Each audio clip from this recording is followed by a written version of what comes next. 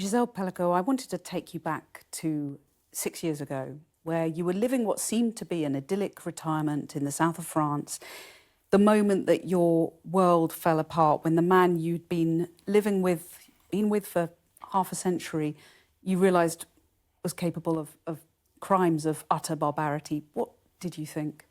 My life stopped on the 2nd of November 2020 when I went to the police station in Carpentras with Mr. Pelicot, and then I discovered that Mr. Pelicot had me raped and raped me for 10 years, and there were more than 70 individuals and 53 of them would be arrested. Of course, my life was crazy. I mean, it was like a deflagration. My whole life collapsed. For me, it was just a total collapse. I didn't understand at all what was going on.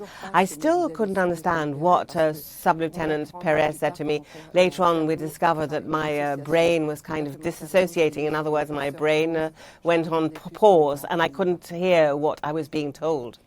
So a total lack of comprehension. When you look at the enormity of what happened, you know, more than 70 men had been allowed into your home, you'd been raped hundreds of times. When did you first sort of grasp the scale of what had happened? Do you still now struggle to grasp it? Today, yes, of course. I have built myself up again from this field of ruins. I needed 4 years to understand, because I regularly went to the prosecutor and I was told there were more and more individuals who were being arrested. You know, you can't possibly imagine, in fact, the hell that I went through, because of course I had to also look at the videos at one point because I decided to reject anonymity, and I was living through visions of barbarity. This woman no longer had any consciousness, and those individuals were fully conscious, and they in fact of course were doing what they wanted with the agreement of Mr. Pelicot. For me, well, I tried to understand how a man who I shared my life with more than 50 years, who said I was the love of his life, I tried to find out how he got there. I mean, you're so poised, and you describe in your book just how you sort of held it all together for so long. Was there a moment where, you know, you collapsed and your emotions poured out in the way that, you know, happened with your children? I never, in fact, collapsed. I generally don't show my suffering or my tears. I share my laughter, but not my suffering, and I had to deal with it on my own. And that's possibly what also allowed me to save myself, not to show all this suffering to my children and to my friends. And it's this solitude that I wanted to be able to deal with over a number of years, and it allowed me to learn who I was, to get to know myself. So the only way to survive, to cope, was to hold yourself together, really? Well, yes, that's the way I work, but I don't say that, in fact, all victims work in that way. I have that strength within me. I think I'm born like that, and that's what allowed me potentially to really go to the end of this trial, to oppose anonymity. Maybe if I hadn't had that strength, I would never have made that decision. Even if I'd been 20 years younger, I may not have taken that decision. But at the same time, you must remember that in my story, I'm not the one, in fact, that went to the police. They came to me and they gave me all the proof, all the evidence. And that's what made it easier for me to think, well, I have all the proof, all the evidence. I'm not responsible for anything. I'm not culpable for anything. And for sure, shame must change sides. Has there not even for a second been a thought that crosses your mind, did I make the right decision to waive your anonymity? No, not at all. I think the mistake would have been not to make that decision precisely. I would have regretted that all my life, because when you can see how these individuals behaved, they were men who were totally irresponsible and they didn't recognize it. And the lawyers for defense tried to destabilize me, to say that I was an accomplice. And I think if I hadn't made that choice, I would have regretted it all my life. And I believe it would have been very difficult for me to rebuild myself. We've talked about this extraordinary composure and resilience that you have. What toll did the trial take, though? You know, seeing 51 men put on trial, seeing them every day, how did that must have had a terrible impact on you? Bien sûr. Of course, because every morning I'd arrive and I had to look at their looks and their sarcasm, the ways that they looked at me as if I was the one that was culpable or guilty. And it's only when I spoke that I was able to express myself, because after we're talking about sexual scenes, not about rape.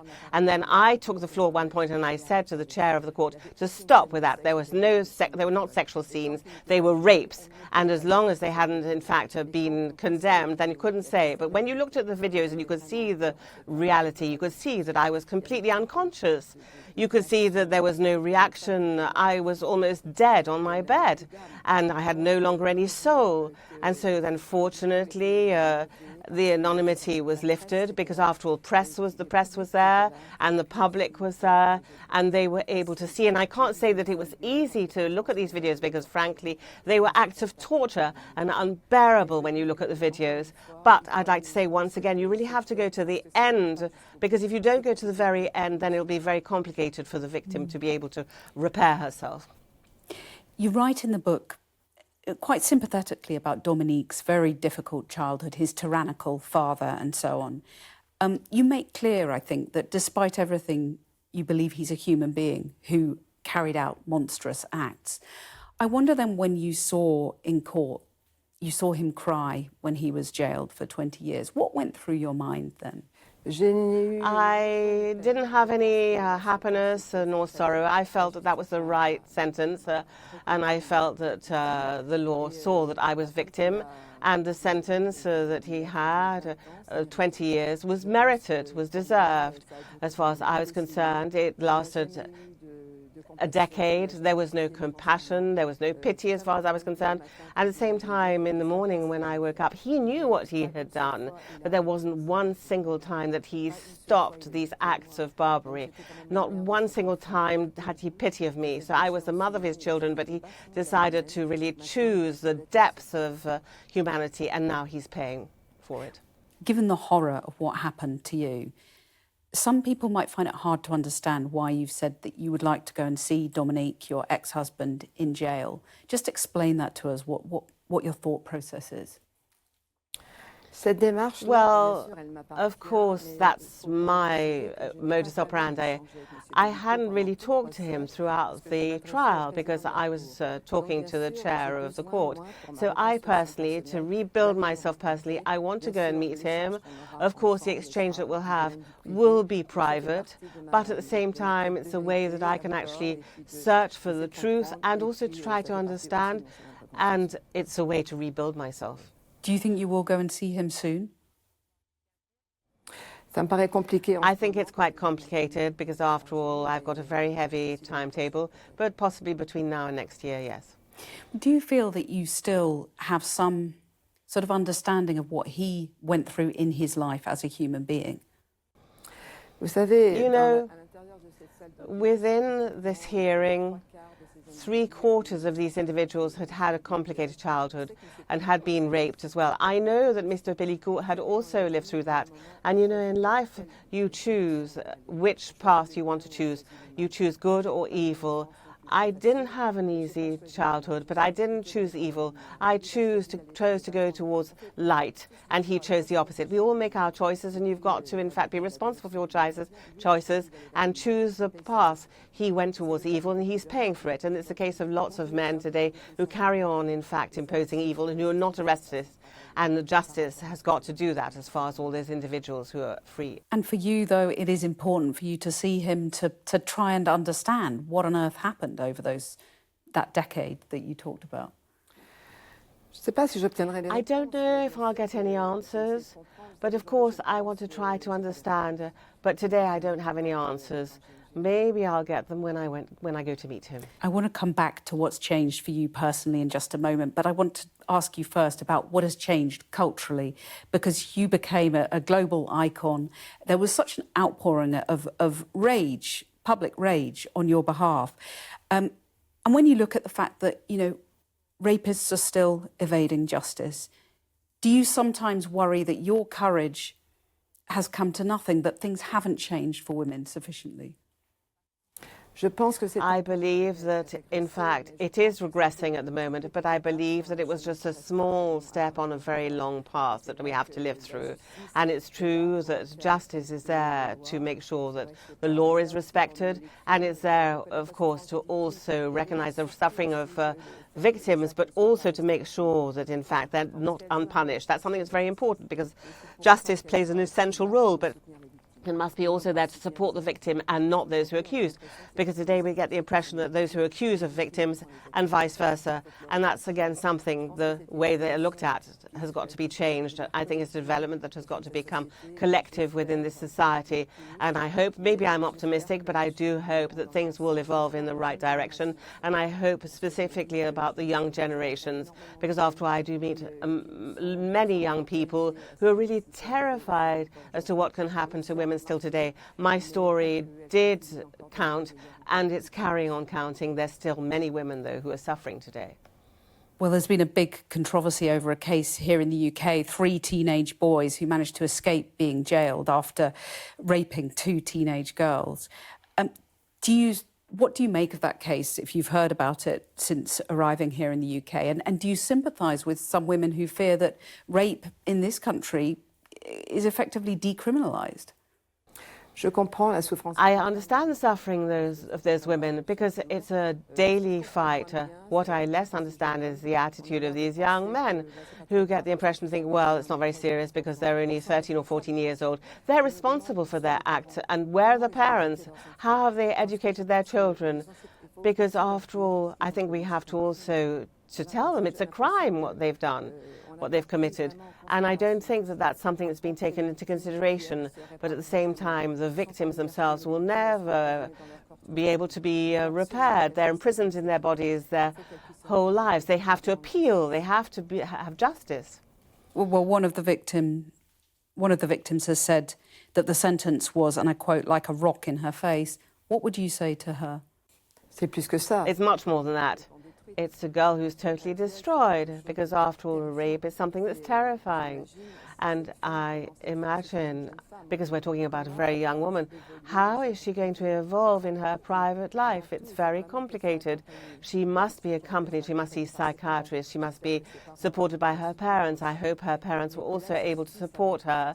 But justice has got to do its work, and that's something that's very important, because otherwise she'll never be able to recover. But the 2 or 3 others, I don't know how many of them, they have to be recognized as being culpable. When you say justice has to be done, the judiciary needs to look at itself, don't you think, about some of these sentences that are being passed? Of course. Of course. I believe that today rape is rather banal. They just think, oh, well, it's not so important. Rape is a crime. It must be recognized in that way, and you've got to judge those who accuse according to the crime they've committed, and not let them go free just because they're minors. Minors at 13 or 14, they already know precisely what they're doing, and they are responsible. Do you think that's in part because the judiciary is still male-dominated? Is that part of the problem here?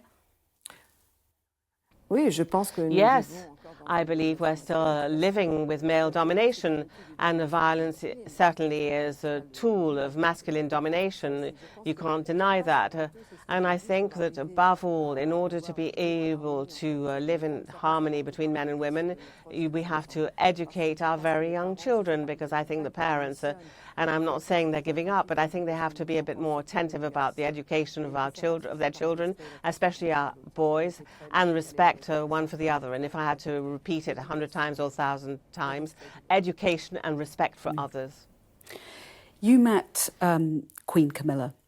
Her brother-in-law, Andrew, has been stripped of his honours following allegations about his friendship with the paedophile Jeffrey Epstein. He's denied all the allegations. Does it give you hope, though, that a man of his status is being held to account in some way? Well, of course he's responsible. I don't know the details, but when I met the Queen, she's a remarkable, admirable woman, and she really is very interested in violence against women. Of course, we didn't mention that particular subject matter. It wasn't the time nor the place to do so, but she read my book, and she was very shocked by what I had undergone, and I have an enormous amount of respect for that woman. Just finally, let's talk about how you're rebuilding your life personally. emotionally, physically? How are you doing? Aujourd'hui, je vais beaucoup mieux. Today I'm much better because I have rebuilt myself. I was fortunate enough to meet a young man of 73, and we share our lives today, and we fell madly in love. We're just like a couple of teenagers, and he's a lovely man, and I completely trust him. Of course, some people might say, well, how can she still trust a man? But I didn't want, in fact, to separate men and women. I think we're made to live together in harmony, and I still believe in it. And the proof is that this man, in fact, couldn't be here today, but in fact he's on my side, and he's always thinking about me. And that's really a wonderful message of hope for all people who think potentially their life is finished at 73 or 74. No, I'd like to reassure there's a lot of hope. As long as there's life, there's hope. And you've got to allow yourself to be happy, and you've got to make sure that happiness is something that really counts for you. Gisele Pelicot, thank you so much for spending this time talking to us. It means a lot to so many women. Merci à vous. Merci beaucoup. Thank you. Merci.